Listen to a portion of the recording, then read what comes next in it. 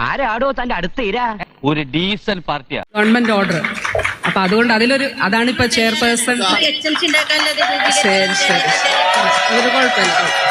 രണ്ട് വർത്താനം മാഡം പറയരുത്. മാഡം ചമ്മി ചമ്മി ചമ്മി എന്തിനാടാ ഇപ്പൊ വഴി കൂടെ പോണ വയ്യാവലിയായിരുന്നു വാങ്ങണത്? അയ്യോ, അതിപ്പോ പുതിയതൊന്നും അല്ലല്ലോ, ഇവന്റെ സ്ഥിരം പരിപാടിയല്ലേ. എന്റെ പൊന്നു വീണ ചേച്ചി, ഇപ്പൊ എവിടെ ചെന്നാലും ഇതാണല്ലോ അവസ്ഥ. ഒന്നുമില്ലെങ്കിൽ കോമാളിയാകുക, അല്ലെങ്കിൽ എളിഭ്യാകുക.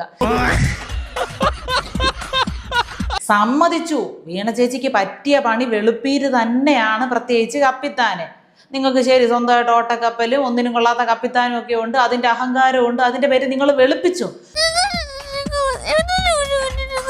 പക്ഷെ ഇനി ഇങ്ങനെ ലൈവായിട്ട് വെളുപ്പിക്കുന്നത് സൂക്ഷിച്ച് വേണം. ഇതൊരു മുന്നറിയിപ്പായിട്ട് കരുതിക്കോണം. പൂവ് മാത്രമല്ല, നല്ല ചീമുട്ടയാറോ അല്ലെങ്കിൽ ചെരുപ്പ് മാലയൊക്കെ കിട്ടിയെന്ന് വരും. ഒരു കാര്യം ചെയ്തട്ടെ, നമുക്കൊരു കാര്യം, ഇതൊരു ഗവൺമെന്റ് ഓർഡർ ആണല്ലോ. അപ്പൊ ഞാൻ അല്ല, നമുക്കതിലൊരു അങ്ങനൊരു ഇത് പൊതുവായ വികാരമല്ലേ. അതുകൊണ്ട് ഇനി ചെയ്യാനുള്ളത് സ്ക്രീനിലൂടെ മാത്രം വെളുപ്പീര് നടത്തുക. അതായത് സ്ക്രീനിലൂടെ മാത്രമേ മനുഷ്യർ നമ്മളെ കാണാവൂ. ലൈവ് പരിപാടികൾ ഇനി അവസാനിപ്പിക്കുന്നതാണ് നല്ലത്. അതായത് ഈ വെളുപ്പീര് പരിപാടിയുടെ കാര്യമാണ് പറഞ്ഞത്. അല്ലെങ്കിൽ ഉള്ള ആരോഗ്യം കൂടെ കേടാവും. ഓൾറെഡി ആരോഗ്യ മേഖല മൊത്തത്തിൽ കേടായിട്ട് കിടക്കുക. മിച്ചമുള്ള ആരോഗ്യം, കൈയിട്ട് വാരാനുള്ള ആരോഗ്യം മിച്ചം കിടക്കുന്നതിനെ സംരക്ഷിക്കണമെന്നുണ്ടെങ്കിൽ ഈ പറഞ്ഞ ടിപ്പ് പ്രയോഗിക്കുക തന്നെ മാർഗം. ഞാനൊരു ചെണ്ടയാണെന്നാ ഇവിടെ ഉള്ളൊരു വിചാരം. എല്ലാവരും വന്ന് ഇടക്കിടക്ക് കൊട്ടും. പിന്നെ നമ്മൾ എന്ത് പറഞ്ഞാലും വിശ്വസിക്കാനും കൈയടിക്കാനും നമ്മൾ പാർട്ടി ക്ലാസ്സിലോ ഡിഫിയുടെ SFIയുടെ ഒന്നും പരിപാടിക്കല്ലല്ലോ പോകുന്നത്.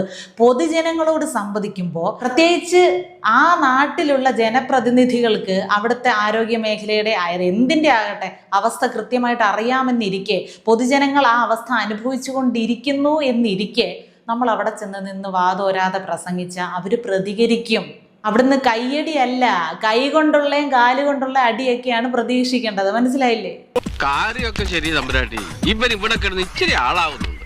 വേറെ ഏത് മേഖലയിൽ അഴിമതി നടത്തിയാലും കുഴപ്പമില്ല, നിങ്ങൾ വാരി തിന്നോ, വെളുക്കുന്നവരെ കട്ടോ.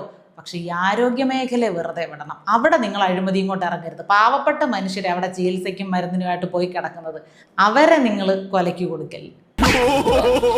സമാധാനമായല്ലോ, സന്തോഷമായല്ലോ, കിട്ടേണ്ടതൊക്കെ കിട്ടിയല്ലോ. ഇനി സ്വസ്ഥമായിട്ട് വണ്ടി റോഡിൽ പോട്ടെ.